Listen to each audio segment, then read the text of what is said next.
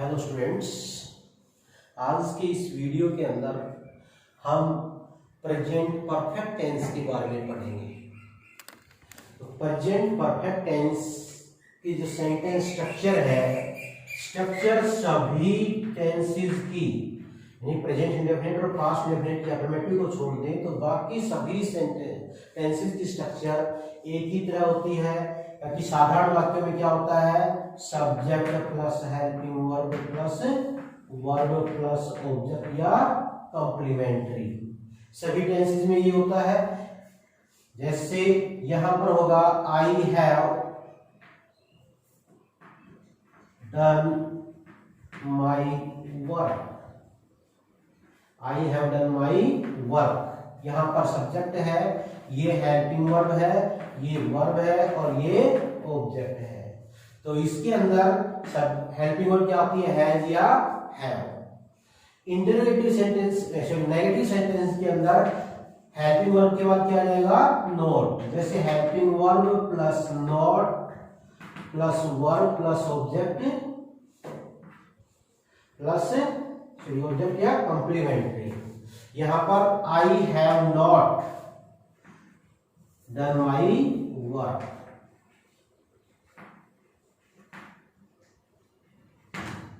और इंटरोगेटिव में क्या होगा भाई, पहले हेल्पिंग वर्ब आ जाएगी, फिर सब्जेक्ट, फिर वर्ब प्लस ऑब्जेक्ट या कॉम्प्लीमेंट्री। तो यहां पर क्या हो गया, जैसे have you done your, have you done your work, यानी कि पहले हेल्पिंग वर्ब आ गई है, फिर सब्जेक्ट है, फिर वर्ब है। और प्रेजेंट परफेक्ट टेंस के अंदर हमेशा वर्ब की थर्ड फॉर्म का प्रयोग होता है। अब हम देखते हैं इस टेंस के यूजेस। भाई इस टेंस के यूजेस कौन कौन से होते हैं, मतलब इसका टेंस, इस टेंस का प्रयोग कहां किया जाता है। तो इसमें सबसे पहला जो प्रयोग है, to explain an action, to explain an action, ऐसे कार्य को व्यक्त करने के लिए, कंप्लीटेड रिसेंटली, जो अभी अभी पूरा हुआ है, कंप्लीटेड या फिनिश्ड, रिसेंटली, कि जो अभी अभी पूरा हुआ है उसके लिए हम प्रेजेंट परफेक्ट टेंस का प्रयोग करते हैं। लेकिन थोड़ा और हम आगे बढ़े, but the result is still felt, जिसका परिणाम, जो परिणाम है या उसके बाद जो हम उसको अभी महसूस कर रहे हैं, कि भाई जैसे I have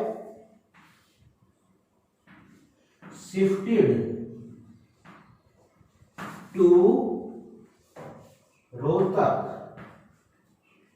I have shifted to Rohtak. तो यहां पर देखो, बट या and now I am living here, मैं यहां पर रह रहा हूं। या जैसे I have done my work, I have done my work, मैंने अपना कार्य समाप्त कर लिया है, and now I am taking rest, और अब मैं आराम कर रहा हूं। यानी कि ऐसे कार्य को व्यक्त करने के लिए जो अभी अभी पूरा हुआ है, उसके लिए हम प्रेजेंट परफेक्ट टेंस का प्रयोग करते हैं। Number 2, to express experience, to express experience, भाई अनुभव को व्यक्त करने के लिए।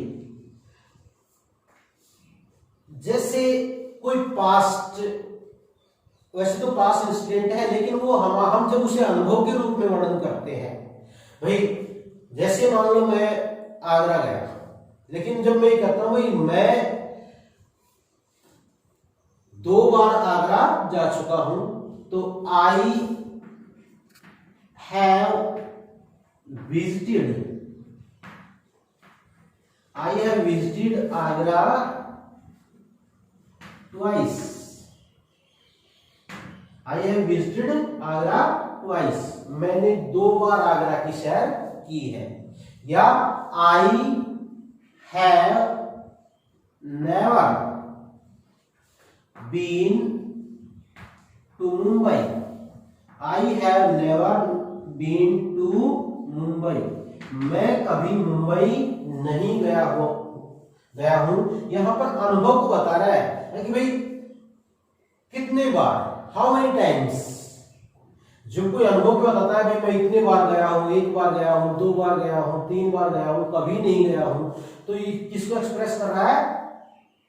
एक्सपीरियंस को, अपने अनुभव के बारे में. वैसे इंसिडेंट तो क्या है? पास्ट, लेकिन वो अनुभव के रूप में उसका वर्णन कर रहा है, तो उसमें हम प्रेजेंट परफेक्ट टेंस का प्रयोग करते हैं.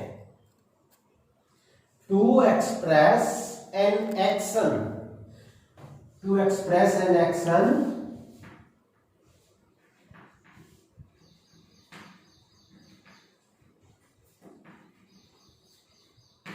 ऐसे कार्य को व्यक्त करने के लिए beginning at some point in past. Beginning at some point in past.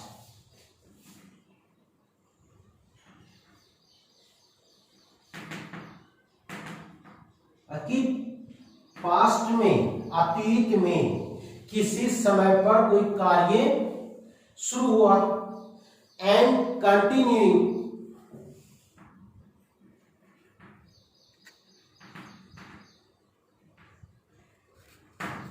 And still continuing, और अभी भी जारी है. इसका मतलब है कि यहां पर फोर या सिंस, किसका प्रयोग होगा?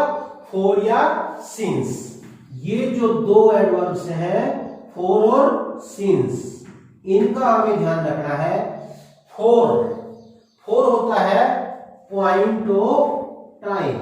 ये किसके लिए होता है? फोर का प्रयोग होता है पीरियड ऑफ टाइम. फोर होता है पीरियड ऑफ टाइम. कितने समय से? भाई for 2 hours, for 3 hours, for 20 years, for 30 years, for 100 years. और सिंस क्या होता है? Point of time.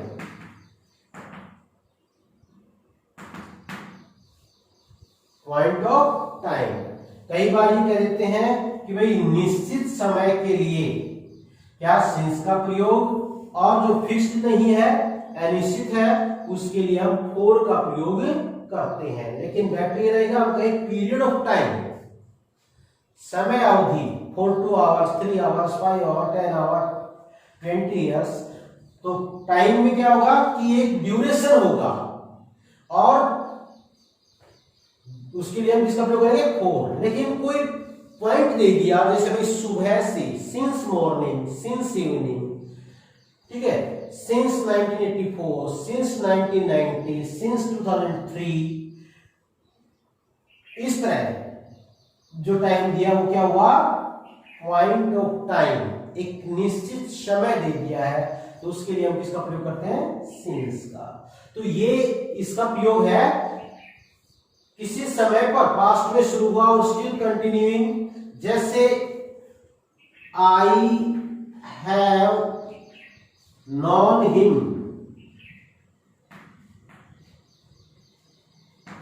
I have non him since his childhood. मैं उसे बचपन से जानता हूं. तो यहां पर सिंस हिज चाइल्डहुड, उसके बचपन से, पास्ट में है कि जब वो छोटा था तभी भाई मैं उसके संपर्क में आया, मैं उसे जानने लग गया था, और अभी भी मैं उसे जानता हूं. तो इस तरह. या एग्जांपल देखो, सी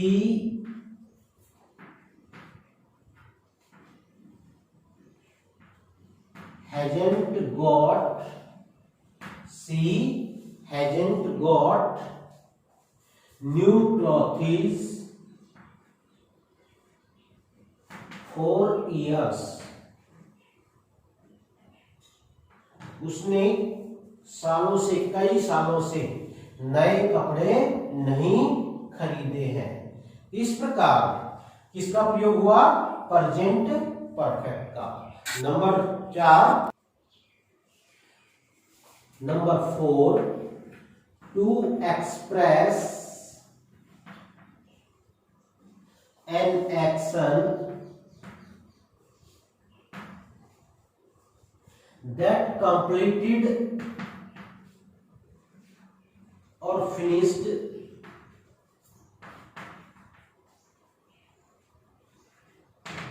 in past but the time is not mentioned। उसका समय नहीं दिया गया है या बताना जरूरी नहीं है कि ऐसे कार्य को व्यक्त करने के लिए जो अतीत में हुआ लेकिन उसका टाइम मेंशन नहीं है। सबसे बड़ा जो अंतर है वो प्रेजेंट परफेक्ट और पास्ट इंडेफिनिट टेंस के अंदर, सिंपल पास्ट के अंदर यही है कि भाई प्रेजेंट परफेक्ट का प्रयोग होता है कि ऐसे कार्य, यानी कि कार्य दोनों पास्ट में है लेकिन पास्ट इंडेफिनिट में क्या है कि उसमें टाइम मेंशन होता है।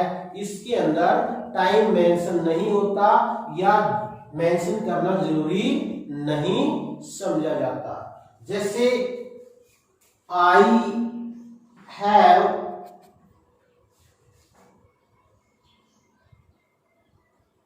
Bot, I have bought A car, I have bought A car, मैंने एक कार खरीदी है।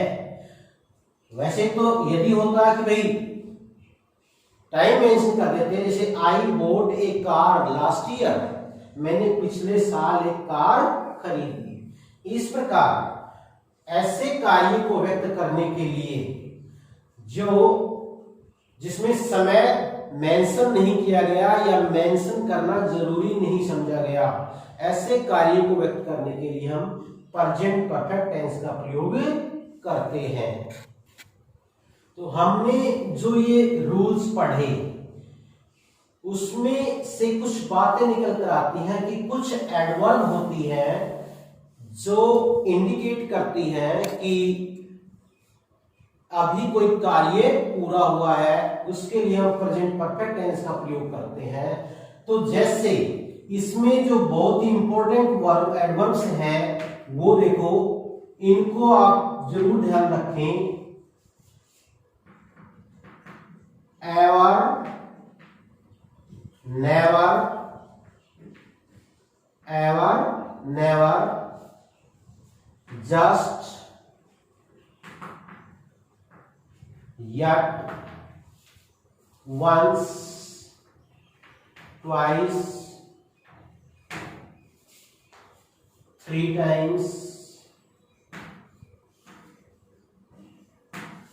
4 times,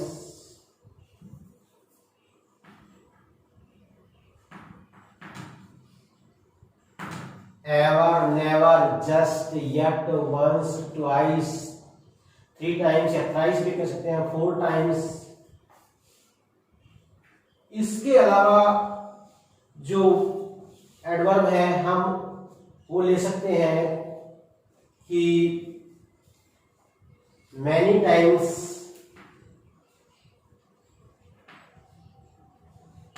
recently,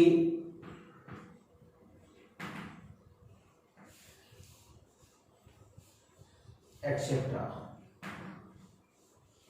इस तरह की जो एडवर्ब है ये क्या शो करती हैं कि कोई कार्य अभी अभी पूरा हुआ है। लेकिन इसमें कुछ एडवर्ब है उनके अपने नियम है, या इनके साथ सेंटेंसेस भी नेगेटिव होगा, इंटरोगेटिव होगा। जैसे एवर जो एडवर्ब है वो हमेशा इंटरोगेटिव में होती है। एवर किसमें होती है? इंटरोगेटिव में। जैसे यहां पर आपको सेंटेंस लिख दिया भाई, यू एवर यदि बी टू आगरा। अब यहां पर शुरू में खाली स्थान नहीं दिया और लास्ट में क्या कर दिया, इंटरोगेटिव मार्क। तो ये क्या होगा, have you ever been to Agra, have you ever been to Agra. तो एवर किस में होता है, इंटरोगेटिव में होता है, और जो यट एडवर्ब है ये हमेशा नेगेटिव सेंस में यूज होती है। ये ध्यान रखना है हमेशा कि येट है जो वो नेगेटिव सेंस में यूज होती है। जैसे he has not arrived yet, he has not arrived yet. यदि आपको सेंटेंस के अंदर नोट नहीं दिया है तो अपनी तरफ से लगाना है। कहने का अर्थ यह है कि यट को हमेशा नेगेटिव सेंस में प्रयोग किया जाता है। जैसे he has not arrived yet, वह अभी तक नहीं पहुंचा है, ये नहीं कि वह अभी तक पहुंचा है, वह अभी तक नहीं पहुंचा है। तो ये किसमें हुई, नेगेटिव सेंस में। इस प्रकार हमारे प्रेजेंट परफेक्ट कंटीन्यूअस टेंसेस के नियम जो यूजेस है वो हमारे पूरे हो चुके हैं। अगले वीडियो के अंदर हम प्रेजेंट परफेक्ट कंटीन्यूअस टेंस के बारे में पढ़ेंगे। और यदि आपने अभी चैनल को सब्सक्राइब नहीं किया है तो सब्सक्राइब करें, लाइक करें, और कमेंट बॉक्स में जाकर यदि आपको कमेंट करना है तो कमेंट करें। That's all for today, have a nice day.